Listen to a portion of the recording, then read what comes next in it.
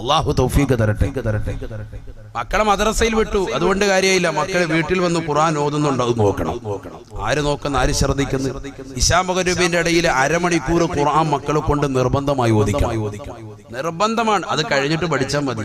അത് കഴിഞ്ഞിട്ട് പഠിക്കുന്ന പഠിത്തം നല്ല പഠിത്തമായിരിക്കും. അരമണിക്കൂർ ഖുർആൻ മക്കളെ കൊണ്ട് ഓദിക്കണം. അത് വാപ്പാടെ ഉമ്മാടെ നിർബന്ധമാണ്. അത് അവരുടെ മേൽ നിർബന്ധമാണ്. അത് ഓദിക്കണം. മക്കൾ വെറുതെ ഖുർആൻ തുറന്നു വെച്ചിട്ട് ഇങ്ങനെ കണ്ണുപടിച്ചാൽ പോരാ. ചില പെണ്ണുങ്ങളുണ്ട് വിവാഹം കഴിഞ്ഞിട്ട് വീട്ടിലേക്ക് വന്നിട്ട് ഭർത്താവിന്റെ വീട്ടുകാരെ മനസ്സിലാക്കാൻ വേണ്ടി ഖുർആൻ ഓതാൻ അറിയാൻ പറ്റില്ല, തുറന്നിട്ട് ഇങ്ങനെ കറക്റ്റ് യാസീനൊക്കെ കറക്റ്റ് പേജ് നമ്പർ വീട്ടിൽ നിന്ന് പറഞ്ഞു കൊടുത്തിട്ടുണ്ട്. അത് തുറന്നു വെച്ചിട്ട് പേജ് ഇങ്ങനെ മറിച്ച് നോക്കി വിടും. ഒച്ചത്തിൽ ഓന്ന് ഇന്നുവരെ കേട്ടിട്ടുണ്ടാവൂല. ഒച്ചത്തിൽ ഓതാൻ അറിയില്ല, ഇതിങ്ങനെ തുറന്നു വെച്ചിട്ടുണ്ട് അല്ലേ? ആ രീതിയാകാൻ പാടില്ല. ഖുർആൻ നല്ലതുപോലെ ഓതാൻ അറിയണം. ഖുർആൻ നല്ലതുപോലെ ഓതണം. അല്പ ശബ്ദത്തിൽ തന്നെ ഓതണം എന്ന് പറഞ്ഞ് ഒച്ചത്തിൽ പെണ്ണുങ്ങൾ ഓതാൻ വേണ്ട. അതല്ല, അവനവന്റെ സ്വന്തം ശരീരം കേൾക്കുന്ന രീതിയിൽ നല്ല രീതിയിൽ ഖുർആൻ ഓതണം. അല്ലാഹു തൗഫീഖ് തരട്ടെ. പ്രഭാതത്തിലും പ്രദോഷത്തിലും ഖുർആൻ അങ്ങനെ ഓതണം. ആ ഖുർആൻ നമ്മൾ പഠിക്കണം, നമ്മുടെ മക്കളെ പഠിപ്പിക്കണം. അങ്ങനെ അല്പമൊക്കെ പഠിച്ചതാകുന്ന ഭർത്താവാണ് ഉപദേശിക്കുന്നത്. ഇവിടെ എങ്ങനെ ഉപദേശിക്കണം? നമസ്കാരവും ഇബാദത്തും ഉള്ള ആളല്ലേ നമസ്കരിക്കാൻ വേണ്ടി ഭാര്യ ഉപദേശിച്ചിട്ട് കാര്യമുള്ളൂ. ഒരു പെണ്ണ് നിസ്കരിക്കുന്നില്ല, ഉപദേശിക്കണം. പെണ്ണിനോട് പറയാം, നീ സുബഹി നിസ്കരിക്കണം കേട്ടോ, നീ സുബഹി നിസ്കരിക്കുന്നില്ല എന്ന് പറയുമ്പോ ആ ഭർത്താവ് സുബഹി പോലും നിസ്കരിക്കുന്നില്ല, ലോറും ഇല്ല, അസറും ഇല്ല, ഒരു നമസ്കാരം ഇല്ലാത്തവന് പറയാൻ പറ്റൂല. അയാൾ നമസ്കാരമുള്ളവനായിരിക്കണം, ഭർത്താവ് നന്നായിരിക്കണം. ആദ്യത്തെ കണ്ടീഷൻ അതാണ്. അവനവൻ സ്വന്തം നന്നാവണം. സ്വന്തം നന്നായിട്ട് മറ്റുള്ളവരെ നന്നാക്കണം. എന്നാൽ അഹ്ലുസുന്നത്തി വൽ ജമാഅത്തിന്റെ ഉലമാക്കൾ വ്യക്തമാക്കുന്നു, ഒരു മനുഷ്യൻ അവന്റെ ജീവിതത്തിൽ കൊണ്ടുവന്നിട്ടില്ല എങ്കിലും മറ്റുള്ളവരോട് അതുകൊണ്ട് ഉപദേശിക്കാൻ പറ്റുമെന്ന് തന്നെയാണ് റാജിഹായ അഭിപ്രായം. പറ്റുമെന്ന് തന്നെയാണ് ഉലമാക്കൾ പഠിപ്പിച്ചത്. തന്റെ പ്രിയപ്പെട്ട ഭാര്യ അവൻ മാന്യമായ രീതിയിൽ ഉപദേശിക്കണം. ആദ്യമായി എന്റെ പ്രിയപ്പെട്ട സഹോദരങ്ങൾ ഓർമ്മപ്പെടുത്തുന്നു, ഭാര്യമാര് വന്ന് അവരുടെ നൊമ്പരം പറയുമ്പോൾ അടുത്ത് വിളിച്ചിരുത്തിയിട്ട് അത് നല്ലതുപോലെ കേൾക്കണം. അതിനൊരു മനസ്സ് നിനക്കുണ്ടാവണം. പരിപൂർണമായിട്ട് അവരുടെ വിഷമങ്ങൾ എന്താണെന്നുള്ളത് ശരിക്കും ശ്രദ്ധിച്ച് കേൾക്കണം. മുഖത്തോട് മുഖം ചേർന്നിരുന്ന് കസേരയിട്ട് റാഹത്തായ നിലയിലിരുന്ന് അതെന്താണ് വിഷയം പറ. അപ്പൊ അവള് മൊത്തം വിഷയങ്ങൾ ഇങ്ങനെ പറയും. ഈ വിഷയങ്ങൾ പറയുന്നതിനിടയ്ക്ക് നീ ചോറ് വിളമ്പ്, എന്നിട്ട് ചോറെല്ലാം കഴിച്ചിട്ട് ഇത് കൊള്ളാം കേട്ടോ, നല്ല മീൻ, ഇത് എങ്ങനെ ഉണ്ടാക്കി, റാഹത്താണ്, നല്ല കൊള്ളാം, ഇത് എവിടുന്ന്, നല്ല പാങ്ങ്, നല്ല രസമാണ് എന്ന് പറഞ്ഞ് അവളെ ആക്കുന്ന രീതിയിൽ വേറെ എന്തെങ്കിലുമൊക്കെ ചോദിച്ച് ഇത് ശരിക്കും കേൾക്കാതെ നീ ഇരിക്കരുത്. അപ്പൊ അവൾക്ക് ദേഷ്യം പിടിക്കും, ഒന്നും കൂടി ഇത് വിഷയം വല്ലാതെ കലുഷിതമാകും. അതുകൊണ്ട് നീ നല്ല മനസ്സിൽ ഇരിക്കുമ്പോഴത്തേക്ക് ആ വിഷയം ശരിക്ക് കേൾക്കുക. എല്ലാം കേട്ടതിന് ശേഷം അവളോട് പറയും, ഇൻഷാ അല്ലാഹ് നമുക്ക് പരിഹാരം ഉണ്ടാക്കാം. പറയുന്നത് ഒരു പക്ഷെ നിന്റെ ഉമ്മയെ കുറിച്ചായിരിക്കും, നിന്റെ ഉപ്പായെ കുറിച്ചായിരിക്കും. ഇതാണ് കൂടുതൽ പരാതി ഉണ്ടാകുക. അല്ലെ നിന്റെ പെങ്ങന്മാരെ കുറിച്ചായിരിക്കും. ഇങ്ങനെയുള്ളതാകുന്ന ബുദ്ധിമുട്ടുകളും കാര്യങ്ങളായിരിക്കും പറയുന്നുണ്ടാകുക. എന്നാലും നീ എന്ത് ചെയ്യാ? ചെവി കൊടുത്ത് കേട്ടിരിക്കുക. അങ്ങനെ പരിപൂർണമായി കേട്ടാൽ തന്നെ 98% പെണ്ണിന്റെ മനസ്സിന് റാഹത്താണ്, കുളിരാണ്. കാരണം എന്താ? എന്റെ ഭർത്താവ് ഞാൻ പറയുന്ന വിഷയങ്ങളൊക്കെ കേൾക്കാൻ പറ്റിയവരാണ്, അൽഹംദുലില്ലാഹ്. എന്നിട്ട് നീ പറയാ, ഞാനത് റെഡിയാക്കിക്കോളും കേട്ടോ, ഉമ്മാട് ഞാനത് പറഞ്ഞ് റെഡിയാക്കി തരാം, കുഴപ്പമൊന്നുമില്ല എന്നൊക്കെ പറഞ്ഞ് നീ പതുക്കെ സമാധാനം. പിന്നെ അത് കഴിഞ്ഞ് വലിയ ഇത്രേ ഉള്ളൂ. ഇതിപ്പോ പെണ്ണുങ്ങളപ്പുറത്തുനിന്ന് കേൾക്കുന്നുണ്ട്, അങ്ങനെ വലിയ ഒന്നും ആക്കണ്ട, ഞങ്ങളത് വിടത്തില്ല എന്നൊക്കെ പറഞ്ഞ അവിടെ ഇരിപ്പുണ്ടോ, അതൊക്കെ എന്നെ റെഡിയാക്കി തരാം ഇൻഷാ അല്ലാഹ്, അല്ലാഹു തൗഫീഖ് തരട്ടെ. അപ്പൊ ആദ്യമായി നിങ്ങൾ എന്താ ചെയ്യേണ്ടത്? ഇത് ശരിക്കും വിഷയം കേൾക്കുക, നല്ലതുപോലെ ശ്രദ്ധിച്ച് കേൾക്കുക. ഇത് കേൾക്കാതിരിക്കുമ്പോഴാണ് പെണ്ണിന് ദേഷ്യം പിടിക്കുന്നത്. സ്വന്തം ഭർത്താവ് ഇതിനൊന്നും താല്പര്യമില്ല. ഓൻ എന്തെങ്കിലും കഴിക്കണം, വല്ല ആഹാരിക്കണം, റാഹത്താക്കണം. വെളിയിൽ പോയി കഴിച്ചിട്ട് വന്നതൊന്നും പോരാ, പിന്നെ ഇവിടെ വന്ന് കലം മറിച്ച് മുഴുവൻ കഴിച്ചിട്ട് എവിടെയെങ്കിലും കൂർക്കം വലിച്ച് അല്ലാ ഒറ്റ ഉറക്കം. അപ്പൊ ഭാര്യയ്ക്ക് മനസ്സിലായി ഇവനെ കൊണ്ട് ഒരു കാര്യമില്ല, ഇവനെ ആള് ഗുണമില്ല. അങ്ങനെ ഇരിക്കുമ്പോഴാണ് അന്യരാകുന്ന ചെറുപ്പക്കാർ വീട്ടിലേക്ക് പല രീതിയിലും വരുന്നത്. ഒന്നില്ലെങ്കിലും വല്ലെന്തെങ്കിലും മേശരിപ്പണിക്ക്, ആശാരിപ്പണിക്ക്, പല കോലത്തിലും ഒക്കെ ആയിട്ട് അവരോട് വരും. ആ ആൾക്കാരുമായിട്ട് പതുക്കെ ഇവള് ചങ്ങാത്തം വെക്കും, അവരോട് കാര്യങ്ങൾ പറയാൻ തുടങ്ങും. ജീവിതം വല്ലാത്ത കോലത്തിലേക്ക്. ഇതാണ് സംഭവിക്കുന്നതിനാകെ ടോട്ടൽ മൊത്തത്തിൽ പറഞ്ഞു തരാം. ബുദ്ധിയുള്ളവർക്ക് ചിന്തിക്കാം. അല്ലാഹു തൗഫീഖ് തരട്ടെ. അഥവാ ഭർത്താവാകുന്ന നമ്മളെ സംബന്ധിച്ചിടത്തോളം ഭാര്യയുടെ പ്രശ്നങ്ങൾ പരിപൂർണമായി കേൾക്കാൻ നമ്മൾ തയ്യാറാവണം. നല്ലതുപോലെ കേട്ടുകൊടുക്കണം. അത് കേട്ടെങ്കിൽ മാത്രമേ ഭാര്യയ്ക്ക് നമ്മളോട് സന്തോഷം ഉണ്ടാവുകയുള്ളൂ, താല്പര്യം ഉണ്ടാവുകയുള്ളൂ. കേൾക്കാതെ നമ്മൾ പോകാൻ പാടില്ല. കേട്ടതിന് ശേഷം കാര്യത്തിനൊരു സൊല്യൂഷൻ പറഞ്ഞു കൊടുക്കുക. ഹബീബായ റസൂലുള്ളാഹി സ്വല്ലല്ലാഹു അലൈഹി വസല്ലമ തങ്ങൾ വിശുദ്ധ ഖുർആൻ മുഖേന ഓതി തരുകയാണ്. നിന്റെ പ്രിയപ്പെട്ട ഭാര്യ നീ ഉപദേശിച്ചു നോക്കിയിട്ട് ആ ഭാര്യ മാന്യമായ രീതിയിൽ കടന്നു വന്നില്ല എങ്കിൽ വിശുദ്ധ ഖുർആൻ രണ്ടാമതായി പറയുകയാണ് വഹ്ജുറൂഹുന്ന ഫിൽ മളാജി. ശാരീരിക ബന്ധത്തിൽ നമ്മളെ ഒഴിവാക്കുക. രണ്ടാമത്തെ ഓപ്ഷൻ. ചില കാര്യങ്ങളാണ് പറഞ്ഞു തരുന്നത്. ഈ കാര്യങ്ങൾ ജീവിതത്തിൽ പ്രശ്നങ്ങൾ ഉണ്ടാകുമ്പോൾ മാത്രം പ്രയോഗിക്കേണ്ടതാണ്, അല്ലാതെ വെറുതെ പ്രയോഗിക്കാനുള്ളതല്ല. നിന്റെ ജീവിതത്തിൽ ഭാര്യയുമായി എന്തെങ്കിലും പിണക്കമുണ്ടായെങ്കിൽ ദീനിന്റെ വിഷയം അനുസരിച്ച് മുന്നോട്ട് പോകണം. കാരണം വിശുദ്ധ ഖുർആനാണ് നിന്നോട് ഓർമ്മപ്പെടുത്തിയത് വിവാഹ ജീവിതത്തെ പറ്റി. വിശുദ്ധ റസൂൽ സല്ലല്ലാഹു അലൈഹി വസല്ലമ തങ്ങളാണ് വിവാഹ ജീവിതം കഴിച്ചുകൊണ്ട് എങ്ങനെയാണ് വിവാഹ ജീവിതം കൊണ്ടുപോകേണ്ടത് എന്ന് പ്രവാചകൻ പഠിപ്പിച്ചു തന്നിട്ടുണ്ട്. നബി സല്ലല്ലാഹു അലൈഹി വസല്ലമ തങ്ങൾ വ്യക്തമാക്കി, നിന്റെ ഭാര്യ നിന്നോട് പിണക്കം വെച്ചാൽ ആദ്യമായി വർത്തിക്കേണ്ട രീതി അവൾക്ക് നല്ല ഉപദേശം കൊടുക്കലാണ്. ഉപദേശത്തിലൂടെ അവൾ നന്നാകുന്നില്ല. നീ വാത് പറയാൻ തുടങ്ങുമ്പോൾ നീ 10 മിനിറ്റ് പറയുമ്പോൾ അവൾ 25 മിനിറ്റ് ഇങ്ങോട്ട് വാത് പറയും. അങ്ങനത്തെ സൈസാണ് നിനക്ക് കിട്ടിയതെങ്കിൽ രണ്ടാമത്തെ ഓപ്ഷൻ. വിശുദ്ധ ഖുർആൻ പറയാം. അപ്പോഴും ഖുർആൻ പഠിപ്പിച്ചാലേ എന്ത് വേണം, ഇതൊക്കെ ഖുർആനാണ്. വഹ്ജുറൂഹുന്ന ഫിൽ മളാജി. നിന്റെ പ്രിയപ്പെട്ട ഭാര്യ നീ ഉപദേശിച്ചു നോക്കിയിട്ട് ഭാര്യ നന്നാവുന്ന ഘട്ടം എത്തിയിട്ടില്ല എങ്കിൽ രണ്ടാമത്തെ ഘട്ടത്തിലേക്ക് നീ കടക്കണേ. അല്ലാഹുവിന്റെ വിശുദ്ധ ഖുർആൻ ഓർമ്മപ്പെടുത്തുകയാണ് വഹ്ജുറൂഹുന്ന ഫിൽ മളാജി വഹ്ജുറൂഹുന്ന ഫിൽ മളാജി. നിന്റെ പ്രിയപ്പെട്ട ഭാര്യയുമായിട്ടുള്ള ശാരീരിക ബന്ധത്തെ പരിപൂർണമായി വിലങ്ങണേ. നീ നന്നായിട്ട് ഇൻഷാ അല്ലാഹ് നമ്മൾ തമ്മിൽ ശാരീരിക ബന്ധത്തിൽ ഏർപ്പെടാം. അതുവരെ കണക്ഷൻ വേണം. എവിടെ ഇത് നിസ്കരിക്കുന്നില്ല ഒരു പെണ്ണ്, കൃത്യമായി റമളാനിൽ നോമ്പ് പിടിക്കുന്നില്ല, ഇവളിങ്ങനെ അലസത വെക്കുക. ദീനിബോധം കുറഞ്ഞതായിരിക്കും. അവള് 10ാം ക്ലാസ് വരെ ഒന്നും പഠിച്ചിട്ടില്ല. മദ്രസയിൽ പോയിട്ട് ആകെ 3 അല്ലെങ്കിൽ 4ാം ക്ലാസ് ഒക്കെ ഉള്ളൂ. അത് തന്നെ മറന്നുപോയി. ഭൗതിക കലാലയത്തിലേക്ക് ഒരുപാട് പഠിച്ച് എഞ്ചിനീയറൊക്കെ പഠിച്ചിട്ട് അവസാനം ബ്രോക്കർ പറഞ്ഞ് അഴീക്കോട് ജെട്ടിയിൽ നല്ലൊരു സുന്ദരനായ യുവാവ്, നല്ല സുമുഖനാകുന്ന ഒരു ചെറുപ്പക്കാരനുണ്ട്, നല്ല ദീനി ബോധമുള്ളവരുണ്ടെന്ന് പറഞ്ഞപ്പോൾ അൽഹംദുലില്ലാ അങ്ങനെ വന്നാണ് നിന്നെ വിവാഹം കഴിച്ചത്. നീ എന്ത് ചെയ്യരുത്, കാട്ടുപോത്തിന്റെ സ്വഭാവം എടുക്കരുത്. നീ ദീനി ബോധമുള്ളവരാണ്. അതുകൊണ്ട് നീ എന്ത് ചെയ്യണം, നല്ല ഉപദേശം കൊടുക്കണം. അവൾ നിസ്കരിക്കാതൊക്കെ ഇരിക്കുന്ന കാണുമ്പോഴത്തേക്ക്, അല്ല നോമ്പ് പിടിക്കാതിരിക്കുന്ന കാണുമ്പോൾ അവിടെ വെച്ചിട്ട് പേടിപ്പിച്ചു കൊടുക്കണം. നിസ്കരിക്കുന്നവർക്കുള്ള കൂലി ആദ്യം പറഞ്ഞു കൊടുക്കണം. നിസ്കരിക്കുന്നവർക്കുള്ള കൂലി, നോമ്പ് പിടിക്കുന്നവർക്കുള്ള കൂലി, നോമ്പ് പിടിക്കാതിരുന്നുള്ള ശിക്ഷ, നമസ്കരിക്കാതിരുന്നവർക്കുള്ള ശിക്ഷ, ഇതൊക്കെ പറഞ്ഞവർക്ക് മനസ്സിലാക്കി കൊടുക്കുമ്പോൾ നല്ലൊരു ഭാര്യയാണ് എങ്കിൽ ആ ഓപ്ഷനിൽ തന്നെ നന്നാവുകയാണ്. അല്ലാഹു ഇതിൽ നമ്മുടെ ഭാര്യമാരെ ഉൾപ്പെടുത്തുമാറാവട്ടെ. രണ്ടാമത്തേലേക്ക് പോകേണ്ടതില്ല. രണ്ടാമത്തെ ഘട്ടം ഇവിടെ ഒന്നും ചീത്ത വിളിക്കാൻ പറഞ്ഞിട്ടില്ല. ഇവിടെ എങ്ങും പരിശുദ്ധമാക്കപ്പെട്ട ഖുർആൻ ആ പാവപ്പെട്ട പെണ്ണിന്റെ കുടുംബാദികളെയോ അവളെയോ ചീത്ത വിളിക്കാൻ വേണ്ടി അല്ലാഹുവോ അവന്റെ റസൂല് പഠിപ്പിച്ചിട്ടില്ല. ശ്രദ്ധിക്കുക, നിങ്ങൾ ഇതൊക്കെ ഖുർആനാണ്, നല്ലതുപോലെ ശ്രദ്ധിക്കുക. വഹ്ജുറൂഹുന്ന ഫിൽ മളാജി. നിന്റെ പ്രിയപ്പെട്ട ഭാര്യയുമായിട്ടുള്ള ശാരീരിക ബന്ധത്തിൽ നിന്ന് നീ വിലങ്ങി നിൽക്കണേ. ശാരീരിക ബന്ധത്തിൽ നിന്ന് വിലങ്ങി നിൽക്കണേ. ഖുർആനിന്റെ അധ്യാപനം നല്ലതുപോലെ ശ്രദ്ധിക്കുക. വഹ്ജുറൂഹുന്ന മിനൽ മളാജി എന്നല്ല ഖുർആൻ പറഞ്ഞത്. ഇവിടെ ഉസ്താദുമാർ ഇരിപ്പുണ്ട്, ആലിമീങ്ങൾ ഇരിപ്പുണ്ട്, അവർക്കറിയാം. അങ്ങനെ പറഞ്ഞാൽ അതിന്റെ അർത്ഥം എന്താണ്? കിടപ്പറയിൽ നിന്ന് ഒഴിവാക്കുക എന്നാവുക. അങ്ങനെ ഖുർആൻ പറഞ്ഞില്ല. ഖുർആൻ എന്തു പറഞ്ഞു? വഹ്ജുറൂഹുന്ന ഫിൽ മളാജി.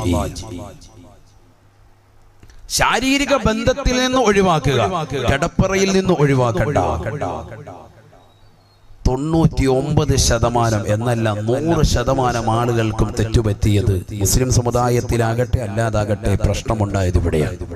ചെറിയൊരു പ്രശ്നമുണ്ടാകുമ്പോൾ സ്വന്തം ഭാര്യയെ അവളുടെ വീട്ടിലേക്ക് കൊണ്ടുപോയി ആക്കുക പാടില്ല. ആര് പഠിപ്പിച്ചു? ആരാണിതിന് ഉത്തരവാദികൾ? ഉലമാക്കളാണോ? പണ്ഡിതന്മാരാണോ? ആരാണിത് പഠിപ്പിച്ചിട്ടുള്ളത്? വിവാഹ ജീവിതം നിന്നോട് കഴിക്കാൻ വേണ്ടിയും അത് സുന്നത്തായും പഠിപ്പിച്ചിട്ടുള്ള പരിശുദ്ധമാക്കപ്പെട്ട റസൂലുള്ളാഹി സല്ലല്ലാഹു അലൈഹി വസല്ലമ തങ്ങളോ അവിടുത്തെ ശേഷം വരുന്നതാകുന്ന ആലിമീങ്ങളോ ഇത് പഠിപ്പിച്ചിട്ടുണ്ടോ? സഹാബത്തെ കിറാം പഠിപ്പിച്ചിട്ടുണ്ടോ? ആരാണ് പഠിപ്പിച്ചിട്ടുള്ളത്? ചിന്തിച്ചു നോക്ക്.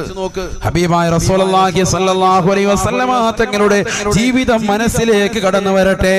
ഹബീബായ റസൂലുള്ളാഹി സല്ലല്ലാഹു അലൈഹി വസല്ലമ തങ്ങൾ ഈ ലോകത്ത് നിന്ന് വിട പറയുമ്പോ അല്ലാഹു അള്ളാഹുവിന്റെ റസൂലിന് വയസ്സ് 63.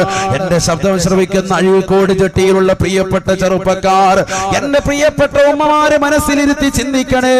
ഹബീബായ റസൂലുള്ളാഹി സ്വല്ലല്ലാഹു അലൈഹി വസല്ലമ തങ്ങൾ അവസാന തിരുരാത്രങ്ങൾ തള്ളു നീക്കിയത് തന്റെ പ്രിയപ്പെട്ടതാകുന്ന ഭാര്യയായ ആയിഷ സിദ്ദീഖ റളിയല്ലാഹു അൻഹയോടൊപ്പമാണ്. മറ്റുള്ള ഉമ്മഹാത്തുൽ മുഅ്മിനീങ്ങളോട് ഭാര്യമാരെ വിളിച്ചുകൊണ്ട് റസൂലുള്ള ചോദിക്കുകയാണ്, അവസാനത്തെ എന്റെ പ്രിയപ്പെട്ട ഭാര്യയാകുന്ന ആയിഷയോടൊപ്പം കഴിയാൻ ഞാൻ നിയ്യത്ത് വെക്കുന്നു, നിങ്ങൾക്കതിൽ വിരോധമുണ്ടോ? നിങ്ങൾക്കതിൽ ബുദ്ധിമുട്ടുണ്ടോ? ഭാര്യമാരോട് തുല്യ നീതി, തുല്യ നീതി. മറ്റുള്ളവരുടെ അനുവാദം വാങ്ങാൻ അവർ പറഞ്ഞു, അങ്ങക്ക് ആർക്കൊരു കുഴപ്പമില്ല, ആയിഷയോടൊപ്പം ജീവിച്ചു.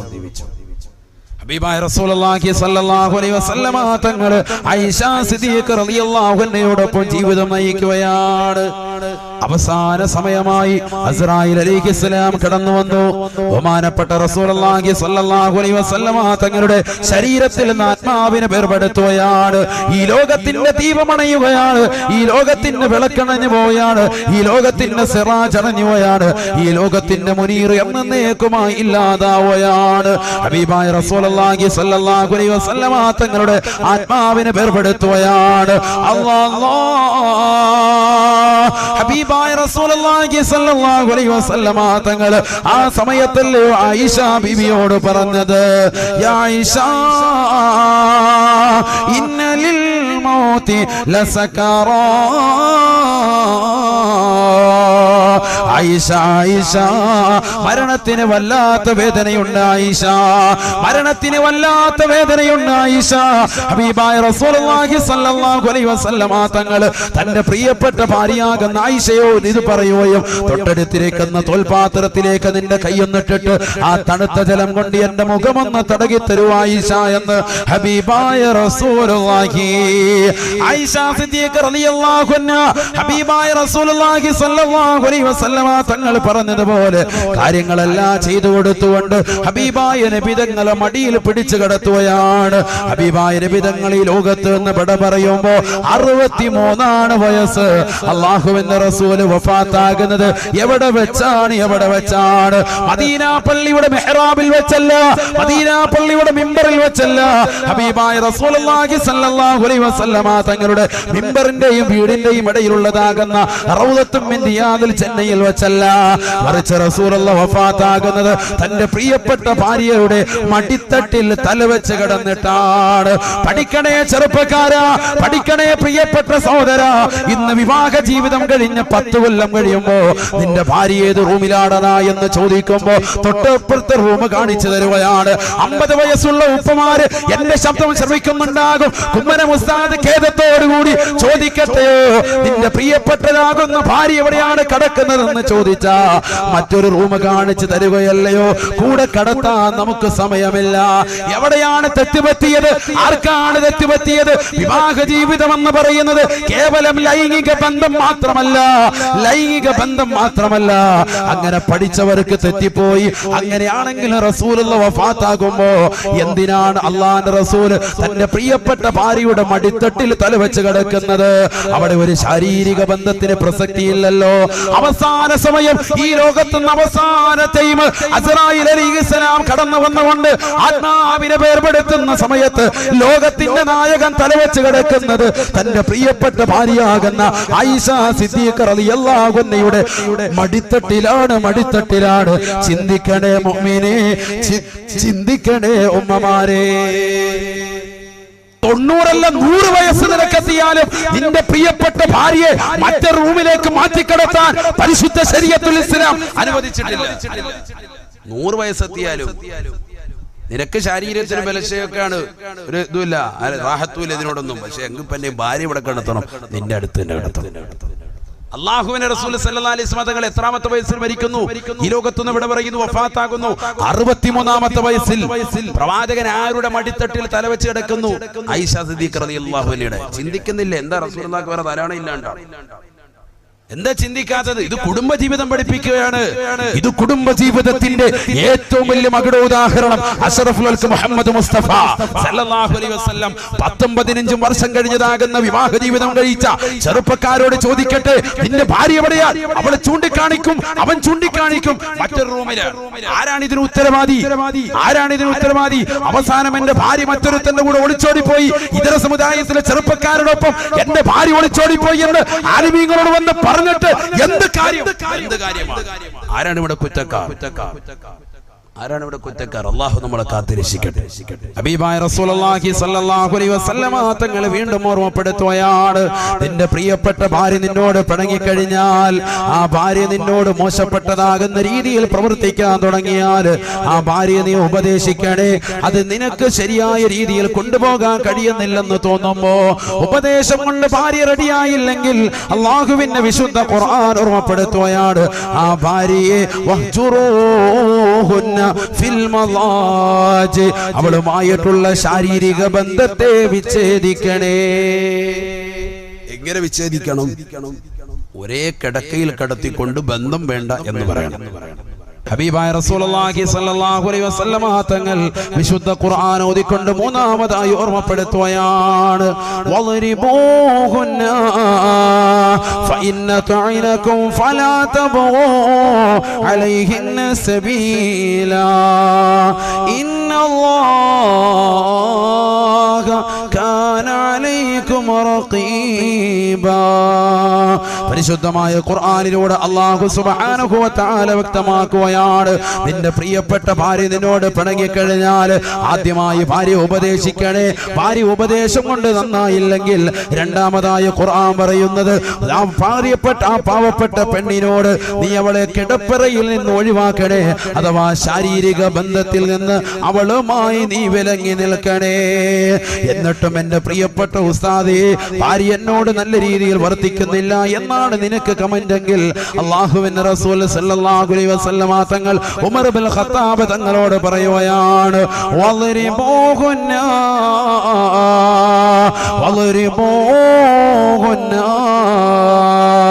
നിന്റെ പ്രിയപ്പെട്ട ഭാര്യയെ മുറിവ് പറ്റാത്ത നിലയിൽ നിനക്കടിക്കാം. മുറിവ് പറ്റാത്ത നിലയിൽ അടിക്കാം. ഇതൊക്കെ ശ്രദ്ധിക്കണം. ഇതൊക്കെ ഖുർആനാണ്. ഖുർആൻ അനുസരിച്ചുള്ള ജീവിതം നയിക്കാനാണ് നമ്മൾ ശ്രദ്ധിക്കേണ്ടത്. നമ്മുടെ ജീവിതം എങ്ങനെ ത്വലാഖിൽ നിന്ന് വഴിമാറ്റാം, അതാണ് നമ്മുടെ ശ്രദ്ധ. ത്വലാഖ് കളിതമാശ ഏറ്റെടുക്കാൻ പാടില്ല. ഹബീബായ റസൂലുള്ളാഹി സ്വല്ലല്ലാഹു അലൈഹി വസല്ലമ തങ്ങൾ ഓർമ്മപ്പെടുത്തുകയാണ്, വഹ്ജുറൂഹുന്ന ഫിൽ മളാജ് വളിബൂഹുന്ന.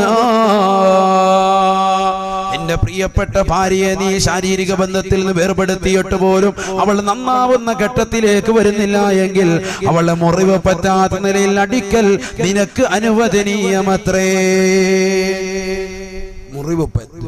മുറിവ് പറ്റാൻ പാടില്ല. എത്രത്തോളം ഉലമാക്കൾ പറഞ്ഞു, ടവല് ചുരുട്ടിയിട്ട്, കയ്യിലുള്ള ടവല് മിന്തിയിൽ ഇങ്ങനെ ചുരുട്ടിയിട്ട് ആ ടവല് കൊണ്ടടിക്കുക. ഒട്ടും വേദന ഉണ്ടാവില്ല എന്ന് പറഞ്ഞാൽ അത്രത്തോളം മുറിവ് പറ്റാത്ത നിലയിലായിരിക്കണം. വളിബൂഹുന്ന, നിന്റെ പ്രിയപ്പെട്ട ഭാര്യയെ നിനക്ക് അടിക്കൽ അനുവദനീയമാണ്. ലിഖംസി ഖിസാലിൻ ലർബു സൗജിൻ ലിസൗജതി യജൂസു ഹകാഹാ ഫീ കിതാബി ദഖീറതി. ഒരു ഭർത്താവിന് അവന്റെ ഭാര്യ അടിക്കൽ അനുവദനീയമാകുന്നത് 5 കാര്യങ്ങളുടെ മേലാണ്. 5 കാര്യം ഉണ്ടെങ്കിൽ അടിക്കാൻ പാടില്ല, അല്ലെങ്കിൽ അടിക്കാൻ പാടില്ല. ഇതൊക്കെ ഉലമാക്കൾ രേഖപ്പെടുത്തിയ വസ്തുതകളാണ്. ഭാര്യയുടെ സ്വഭാവം വളരെ ദുഷിച്ചതാവുക 1. രണ്ടാമത്തത് സൽസ്വഭാവിയാകാതിരിക്കുക, അഥവാ നാവ് കൊണ്ട് എപ്പോഴും മോശത്തരം പറയുന്നവളാകുക 2. മൂന്നാമത്തത് നമസ്കാരം കൃത്യവട്ടമല്ല, നമസ്കാരമേ ഇല്ല അവരുടെ ജീവിതത്തിൽ, നമസ്കരിക്കുന്നില്ല ഒരു പെണ്ണ് എങ്കിൽ 3. നാലാമത്തത് തർക്കുൽ ജിമാഅ്, അവനുമായിട്ടുള്ള ശാരീരിക ബന്ധം വിച്ഛേദിക്കുക. അശുദ്ധിയൊന്നും ഇല്ല, ശുദ്ധിയുടെ കാലമുള്ളവ തന്നെയാണ്. എന്നാലും പറയാം, എനിക്ക് ആ ചെറിയ തലവേദന, എനിക്ക് സുഖമില്ല, നാളെ ആകട്ടെ മറ്റന്നാളാകട്ടെ, സൗഫ പിന്നെന്നൊക്കെ പറഞ്ഞ് മാറി നിൽക്കുക. അങ്ങനത്തെ പെണ്ണിന് ഈ അടിവരെ കൊടുക്കാം വിശുദ്ധ ഇസ്ലാം. എങ്ങനെ അടിക്കണം? മുറിവ് പറ്റാത്ത നിലയിൽ വേണം. ഇതൊക്കെ ഉലമാക്കൾ രേഖപ്പെടുത്തിയത്. അഞ്ചാമത്തത് വതർക്കു സീനത്തി നഫ്സിഹ, ഒരു പെണ്ണ് അവളുടെ സ്വന്തം ശരീരത്തിൻ്റെതാകുന്ന സീനത്ത്, സ്വന്തം ശരീരത്തിന്റെ സൗന്ദര്യം ഒരു പെണ്ണ് ഉപേക്ഷിച്ചാൽ ആ പെണ്ണിനെ അടിക്കൽ ഭർത്താവിന് അനുവദനീയമാണ്. അനുവദനീയമാണ് എന്തല്ല, നിർബന്ധമല്ല, അനുവദനീയമാണ്. വളരെ ശ്രദ്ധിക്കണം ഞാൻ പറയുന്ന വിഷയം. അതാ ഞാൻ പറഞ്ഞത്, മസാല പറയുന്നത് പോലെ വേണം ഈ വിഷയം സംസാരിക്കാൻ. നല്ലതുപോലെ നിങ്ങൾ ശ്രദ്ധിക്കണം. അള്ളാഹു തൗഫീഖ് തരട്ടെ. നാളെ നിങ്ങൾ പറയരുത് ഉസ്താദ് നിർബന്ധമാക്കി, അടി നിർബന്ധം എന്നാ പറഞ്ഞത്, അതുകൊണ്ട് എന്നാ ഇരിക്കട്ടെ, ഇതുവരെ നിന്നെ അടിച്ചിട്ടില്ല എന്നാ കവാല നോക്കി ഒരറ്റ കയറി ഒക്കട് കയറും. അടിക്കാൻ പാടില്ല, മുഖത്തടി ഒട്ടും പാടില്ല. ലത്തുമ്മ മുഖത്തടി ആരെയും ചെയ്യാൻ പാടില്ല. ഒരു വാപ്പ മക്കളോട് അടിക്കാൻ പാടില്ല, മക്കള് മാതാപിതാക്കളെയും പാടില്ല, മറ്റുള്ള കൂട്ടുകാരോടും പാടില്ല, ഭാര്യ ഭർത്താവിനോട് തിരിച്ചും അങ്ങോട്ടും ഇങ്ങോട്ടും ഒരാളും മുഖത്തടി പാടില്ല. ഒക്കെ ശ്രദ്ധിക്കണം. പല മർമ്മങ്ങളുമുണ്ട് മുഖഭാഗങ്ങളിൽ, ശരീരത്തിന്റെ പല ഭാഗത്തും മർമ്മങ്ങളുണ്ട്. ആർക്കറിയാം മർമ്മം? ഒരു മനുഷ്യനും അറിയില്ല. അടിക്കുന്ന അടിയിൽ എന്തെങ്കിലും ഒരു ബുദ്ധിമുട്ടുണ്ടായി പോയാൽ മരണത്തിലാണ്. അള്ളാഹു നമ്മളെ കാത്തിരക്ഷിക്കട്ടെ. മൂസാ നബി അലൈഹി സ്വലാത്തു വസ്സലാം കൊടുത്തില്ല ഒരടി, ഒരുത്തുണ്ട്, അവൻ അപ്പോഴേ മരണപ്പെട്ടു പോയില്ലേ, മർമ്മത്തിന്റെ ആയിപ്പോയി. ഇല്ലേ ചരിത്രത്തിലില്ലേ? ഇല്ലേ ചരിത്രത്തിലില്ലേ? ഉണ്ട്, ചരിത്രം പഠിക്കണം. അല്ലാഹു നമുക്ക് തൗഫീഖ് തരട്ടെ. ചരിത്രങ്ങൾ പഠിക്കാൻ അല്ലാഹു തൗഫീഖ് തരട്ടെ. ഹബീബായ റസൂലുള്ളാഹി സ്വല്ലല്ലാഹു അലൈഹി വസല്ലമ തങ്ങൾ വിശുദ്ധ ഖുർആൻ ഓതിക്കൊണ്ട് ഓർമ്മപ്പെടുത്തുകയാണ്, ഫഇന്ന തുഇനകും ഫലാ തബ്ഗൂ അലൈഹിന്ന സബീലാ ഇന്നല്ലാഹ കാന അലൈക്കും റഖീബാ. അല്ലയോ പ്രിയപ്പെട്ട ഭർത്താക്കന്മാരെ, അല്ലയോ പ്രിയപ്പെട്ട യുവാക്കളെ, നിങ്ങളുടെ പ്രിയപ്പെട്ട ഭാര്യമാർ നിങ്ങളോട് പിണക്കം വെച്ച് കഴിഞ്ഞാൽ, നിങ്ങൾ പറയുന്ന ദീനിയായ വിഷയങ്ങൾ അനുസരണ വർത്തിക്കാതെ വന്നു കഴിഞ്ഞാൽ, ആ പാവപ്പെട്ട പെണ്ണിനോട് വർത്തിക്കേണ്ട രീതി ആദ്യമായി സതുപദേശമാണ്. ഉപദേശത്തിലൂടെ ഭാര്യ നന്നാവുന്നില്ലെങ്കിൽ അവളെ ശാരീരിക ബന്ധത്തിൽ നിന്ന് അവളുമായി നീ മാറ്റി നിർത്തണേ. ശാരീരിക ബന്ധത്തിൽ നിന്ന് വിലങ്ങി നിന്നിട്ടും ആ പെണ്ണ് നന്നാവുന്ന വഴുതിയിലേക്ക് വരുന്നില്ല എങ്കിൽ അള്ളാഹുവിന്റെ വിശുദ്ധ ഖുർആൻ പറയുകയാണ്, മുറിവ് പറ്റാത്ത നിലയിൽ അടിക്കൽ നിനക്ക് അനുവദനീയമാണ്. നിന്റെ പ്രിയപ്പെട്ട ഭാര്യ മാത്രം നിനക്ക് അടിക്കൽ അനുവദനീയമാണ്. അങ്ങനെ ഭാര്യ നീ അടിക്കലിലൂടെ അവൾ നന്നായി കഴിഞ്ഞാലോ, ഉപദേശത്തിലൂടെയോ ശാരീരിക ബന്ധം വേർപെടുത്തലിലൂടെയോ, മുറിവ് പറ്റാത്ത നിലയിലുള്ള അടിക്കലിലൂടെയോ ഭാര്യ നിന്നോട് അനുസരണ വർത്തിച്ചാൽ, ഫഇന്ന തഅനകും ഫലാ തബ്ഗൂ അലൈഹിന്ന സബീലാ, പിന്നെ ഒരു നിലയ്ക്കുള്ള അക്രമപരമാകുന്ന പ്രവർത്തനത്തിലേക്കും നീ എടുത്ത് ചാടാൻ പാടില്ല. നിന്റെ പ്രിയപ്പെട്ട ഭാര്യയോട് പിന്നെ നീ ഒരിക്കലും തന്നെ മോശത്തരം ചെയ്യാൻ പാടില്ല. അവളെ ചീത്ത വിളിക്കാൻ പാടില്ല, അവളെ തെറി വിളിക്കാൻ പാടില്ല, അവളുടെ കുടുംബക്കാരെ കുറിച്ച് മോശത്തരം പറയാൻ പാടില്ല. എന്തേ കാരണമെന്നറിയുമോ? എന്റെ ശബ്ദം ശ്രവിക്കുന്ന ചെറുപ്പക്കാര് മനസ്സിലാക്കണേ, നിന്റെ പ്രിയപ്പെട്ടതാകുന്ന വാപ്പയുണ്ടല്ലോ, ഏത് വാപ്പയാണ്? നിന്റെ സ്വന്തം വാപ്പയല്ല. നിന്റെ ഭാര്യയുടെ ഉപ്പ നിനക്ക് ഉപ്പയാണ്, നിന്റെ ഭാര്യയുടെ ഉമ്മ നിനക്ക് ഉമ്മയാണ്. അല്ലയോ പ്രിയപ്പെട്ട പെങ്ങളെ, നിന്റെ പ്രിയപ്പെട്ട ഭർത്താവിന്റെ ഉപ്പ നിനക്കുപ്പയാണ്, ഭർത്താവിന്റെ ഉമ്മ നിനക്കുമ്മയാണ്. വിവാഹ ജീവിതത്തിലൂടെ നിനക്ക് ഉമ്മയും ഉപ്പയുമായിട്ടാണ് അല്ലാഹുവിന്റെ ഖുർആൻ പരിചയപ്പെടുത്തുന്നത്.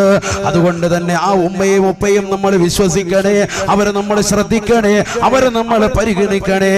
ഹബീബായ റസൂലുള്ളാഹി സ്വല്ലല്ലാഹു അലൈഹി വസല്ലമ തങ്ങൾ വ്യക്തമായ രീതിയിൽ പഠിപ്പിച്ചു തരുകയാണ്, ഒരു വാപ്പ അഥവാ പെണ്ണിന്റെ ഉപ്പ തന്റെ പ്രിയപ്പെട്ട മകളെ വിവാഹം കഴിക്കുന്നതിന് വേണ്ടി ഖാദിയാരുടെ കൈക്ക് പിടിച്ചുകൊണ്ട് കൊടുക്കുന്നതാകുന്ന ഉപദേശം എന്താണ്? തന്റെ മരുമകനാകാൻ പോകുന്ന ചെറുപ്പക്കാരന്റെ കൈക്ക് പിടിച്ചുകൊണ്ട് ഒരു വാപ്പ കൊടുക്കുന്ന നിർദ്ദേശം എന്താണ്? ചിന്തിച്ചിട്ടുണ്ടോ ചെറുപ്പക്കാരാ? ചിന്തിച്ചിട്ടുണ്ടോ? ഒരു വാപ്പ നൽകുന്ന നിർദ്ദേശം എന്താ? വാപ്പ നൽകുന്ന ബൈഅത്ത് എന്താ? വാപ്പ നൽകുന്ന കരാർ എന്താ? ഏതെങ്കിലും ഉപ്പമാര് ചിന്തിച്ചിട്ടുണ്ടോ? മക്കളെ വിവാഹം കഴിച്ചയച്ച ഒരുപാട് ആളുകൾ ഉണ്ടാകും, ഇല്ലെങ്കിൽ വിവാഹം കഴിപ്പിക്കാൻ പോകുന്ന സഹോദരങ്ങൾ ഉണ്ടാകും. സാധുക്കളാകുന്ന യുവതികളെ വിവാഹം കഴിപ്പിച്ചു വിട്ടതാകുന്ന ആളുകൾ എന്റെ മുന്നിലുണ്ടാകും, സംഘടനകൾ ഉണ്ടാകും. ചിന്തിച്ചു നോക്ക്, ഒരു പെണ്ണിന് വിവാഹം കഴിപ്പിച്ചയക്കുമ്പോ ആ പെണ്ണിന്റെ രക്ഷകർത്താവ് ഉപ്പ കൊടുക്കുന്നതാകുന്ന നിർദ്ദേശം എന്താണ്? ആ ചെറുക്കനോട് കൊടുക്കുന്ന ഉപദേശം. കൈക്ക് പിടിക്കും, കാതിയാര് കൈക്ക് പിടിക്കും, ചെല്ലിച്ചിട്ട് എന്ത് ചെയ്യും? പറഞ്ഞു കൊടുക്കാൻ പറയും പെണ്ണിന്റെ വാപ്പ. അഊദു ബില്ലാഹി മിനശ് ശൈത്വാനിർ റജീം. ബിസ്മില്ലാഹിർ റഹ്മാനിർ റഹീം. അൽഹംദുലില്ലാഹി റബ്ബിൽ ആലമീൻ. അല്ലാഹുമ്മ സ്വല്ലി വസല്ലിം വബാരിക് അലാ സയ്യിദിനാ മുഹമ്മദിൻ വഅലാ ആലി സയ്യിദിനാ വമൗലാനാ മുഹമ്മദ്. രണ്ടുപേരെ കൊണ്ട് ചെല്ലിച്ചിട്ട് പറയും, നിങ്ങൾ പറഞ്ഞു കൊടുക്കുക. വാപ്പാട് പറയാണ്, പെണ്ണിന്റെ വാപ്പായോട് പറഞ്ഞു കൊടുക്കുക. പെണ്ണിന്റെ വാപ്പ ആ ചെറുക്കന്റെ കൈക്ക് പിടിച്ചിട്ട് കൊടുക്കുന്ന ഒരു കരാറ് അറിഞ്ഞിരുന്നുവെങ്കിൽ, അതിന്റെ അർത്ഥം മനസ്സിലാക്കിയിരുന്നെങ്കിൽ ഒരൊറ്റ ചെറുക്കനും അവന്റെ ഭാര്യ ഉപേക്ഷിക്കൂല. ഇനി അഥവാ ഉപേക്ഷിക്കേണ്ട ഘട്ടം വന്നാൽ മാന്യമായ രീതിയിലല്ലാതെ ഉപേക്ഷിക്കൂല. അതാണ് പറയുന്നത്. വാപ്പ പറയാണ്, അത് കരഞ്ഞുകൊണ്ടല്ലാതെ ഒരു വാപ്പയ്ക്ക് അതിന്റെ അർത്ഥം മനസ്സിലാക്കാൻ പറ്റില്ല. എന്താണത്? أزوجك على ما أمر الله تعالى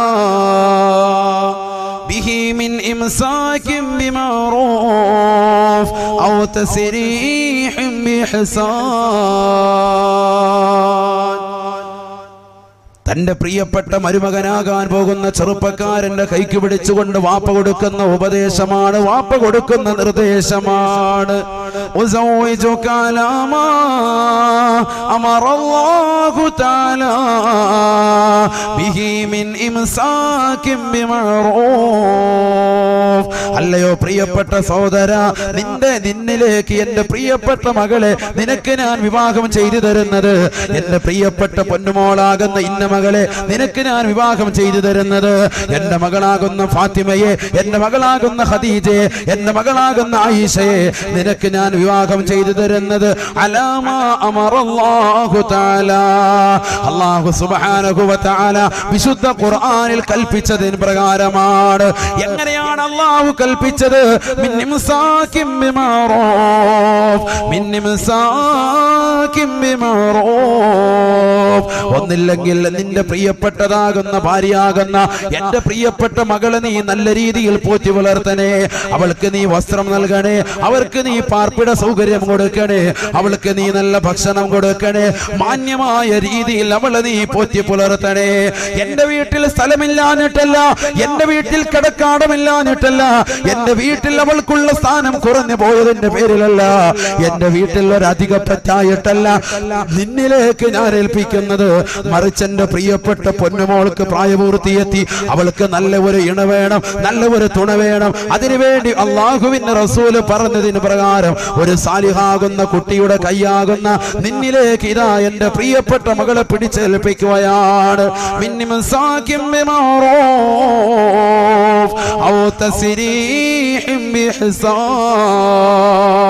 എന്റെ പ്രിയപ്പെട്ട മകളെ നിന്റെ കൂടെ നിർത്തുമ്പോ നീ മാന്യമായ രീതിയിൽ പോറ്റി വളർത്തണേ. എന്റെ പ്രിയപ്പെട്ട നീ മടുത്തു കഴിയുമ്പോ എന്റെ പൊന്നുമോളുമായിട്ടുള്ള ശാരീരിക ബന്ധത്തിൽ ഏർപ്പെട്ടുകൊണ്ട് നീ മടുത്തു കഴിയുമ്പോ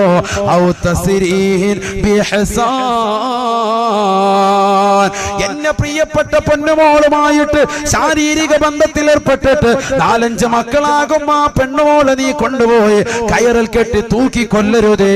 അവളെ റെയിൽവേ ട്രാക്കിലേക്ക് വലിച്ചെറിയരുതേ. അവളെ കടലിന്റെ തീരത്ത് കൊണ്ടുപോയി കടലിലേക്ക് കഴുത്തിറക്കി മുക്കിക്കൊല്ലരുതേ. അവളെ മോശപ്പെട്ട തലത്തിലേക്ക് കൊണ്ടുപോയി നീ വലിച്ചെറിയരുതേ.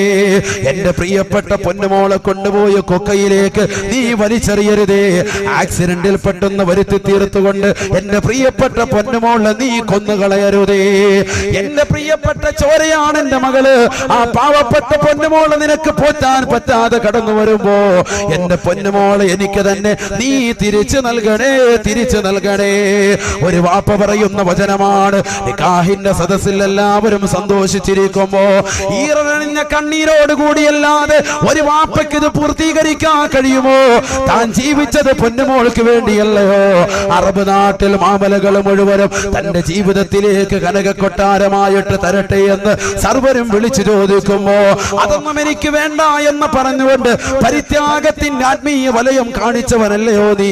നിന്റെ ജീവിതത്തിൽ എത്ര പ്രയാസങ്ങളാണ്, എത്ര നൊമ്പരങ്ങളാണ് ഉണ്ടായി തീർന്നത്, എത്രയെത്ര വിഷമങ്ങൾ നിന്റെ ജീവിതത്തിൽ ഉണ്ടായി. അറബിയുടെ ചാട്ടവാറടി കൊണ്ട് മരുഭൂമിയിൽ പൊരുവയിലത്ത് കഷ്ടപ്പെട്ടുണ്ടാക്കിയ പണം കൊണ്ട് തന്റെ പ്രിയപ്പെട്ട പൊന്നുമോള് 18 കഴിഞ്ഞ പൊന്നുമോളെ പറഞ്ഞേക്കുമ്പോ തന്റെ പ്രിയപ്പെട്ട ഉമ്മ അന്യന്റെ അടുക്കളയിൽ എച്ചിൽ പാത്രങ്ങൾ കഴുകിയിട്ട് അതിൽ നിന്ന് കിട്ടുന്ന നാണയത്തൊട്ട് കൊണ്ടുവന്ന് തന്റെ പ്രിയപ്പെട്ട പൊന്നുമോൾക്ക് വിദ്യാഭ്യാസം കൊടുത്ത് അവസാനം ആ പൊന്നുമോള് നല്ല ഒരു ചെറുപ്പക്കാരന്റെ കൈക്ക് പിടിച്ചിറക്കി വിടുമ്പോ ആ പൊന്നുമോളുടെ ഉപ്പയതാ ആ ചെറുപ്പക്കാരന്റെ കൈക്ക് പിടിച്ചു കൊടുക്കുന്ന ബൈഅത്താണ്. പഠിക്കണേ ചെറുപ്പക്കാരാ, ഉൾക്കൊള്ളണേ ചെറുപ്പക്കാരാ, അർത്ഥമറിയണേ ചെറുപ്പക്കാരാ. വാപ്പ നിന്റെ കൈക്ക് പിടിച്ചുകൊണ്ട് പറയുകയാണ്, പെണ്ണിന്റെ ഉപ്പ നിന്റെ കൈക്ക് പിടിച്ചുകൊണ്ട് പറയുന്ന വചനമാണ്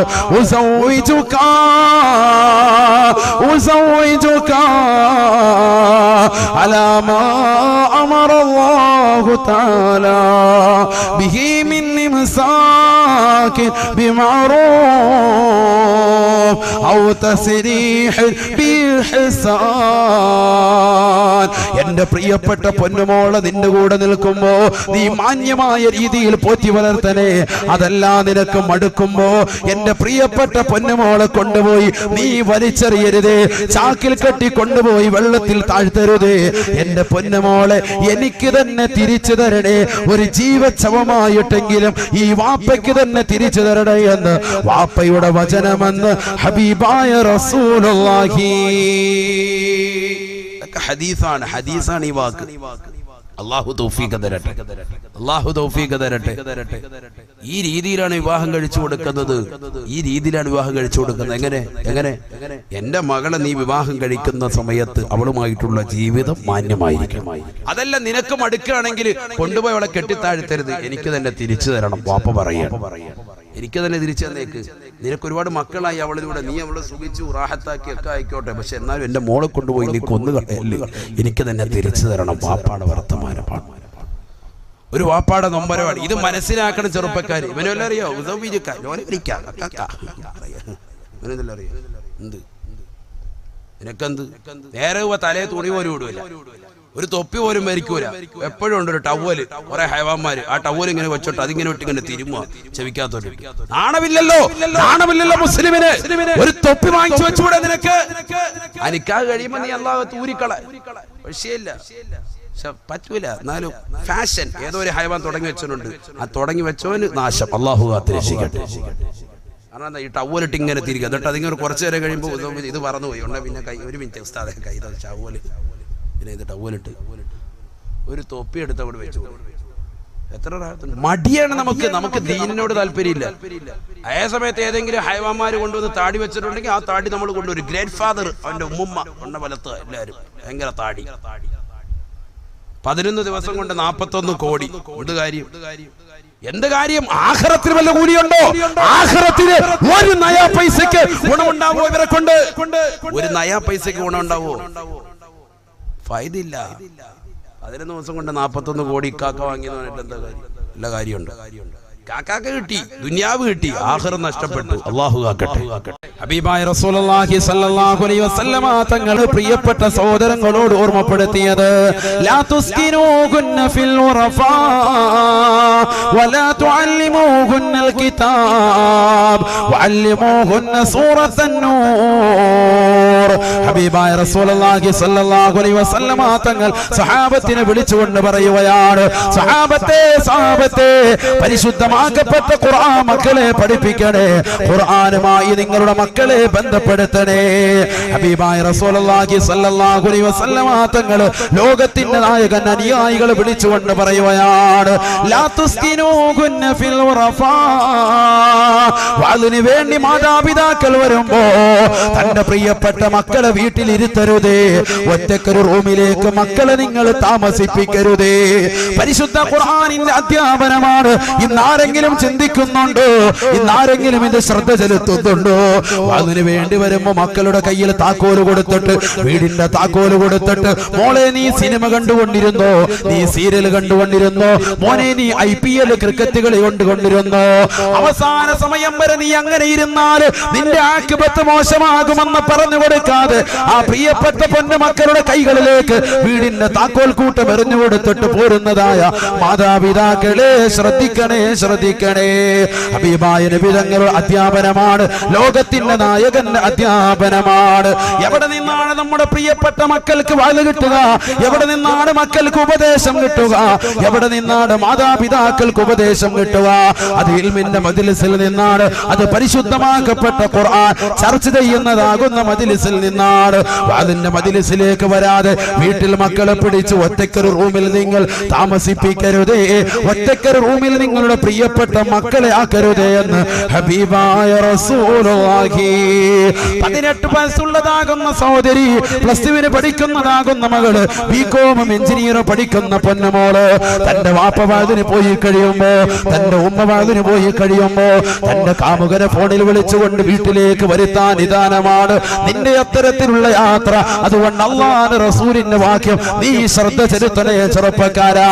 എന്റെ ശബ്ദം ശ്രവിക്കുന്ന പ്രിയപ്പെട്ട ഉമ്മ, എന്റെ പ്രിയപ്പെട്ടതാകുന്ന സഹോദരിമാരെ, പഠിച്ചു വെക്കണേ, പഠിച്ചു വെക്കണേ.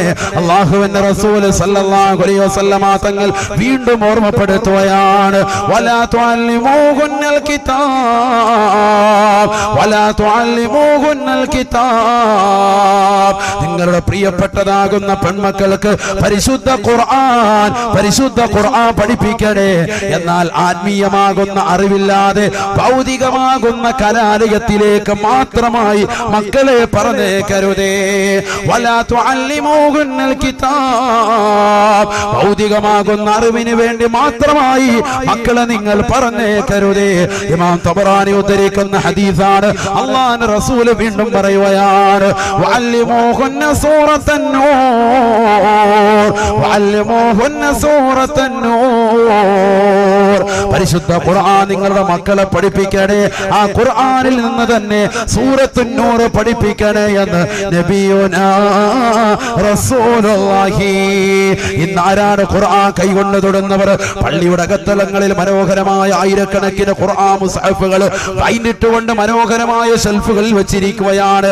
എത്ര പേരാണ് ഖുർആൻ ഇന്ന് കൈകൊണ്ട് തൊട്ടവര്? എത്ര പേരാണ് ഇന്നൊരു ജുസുവെങ്കിലും ഓതി തീർത്തവര്? എത്ര പേരാണ് യാസീൻ സൂറത്ത് ഓതുന്നത്? ഇന്ന് ശാമകരിബിനിടയിൽ അൽഹംദുലില്ലാഹ് ഒരു പാവപ്പെട്ട സഹോദരന്റെ വീട്ടിലേക്ക് കടക്കാൻ എനിക്ക് തൗഫീക്ക് കിട്ടി. അഴീക്കോടുള്ള ഒരു പാവപ്പെട്ട ഉമ്മ ഞാൻ ചെല്ലുമ്പോ യാസീൻ സൂറത്ത് ഓതിക്കൊണ്ടിരിക്കുകയാണ്. അൽഹംദുലില്ലാഹ് അൽഹംദുലില്ലാഹ്. എത്ര കർണാനന്തരമാണ്, എത്ര സന്തോഷകരമാണ്.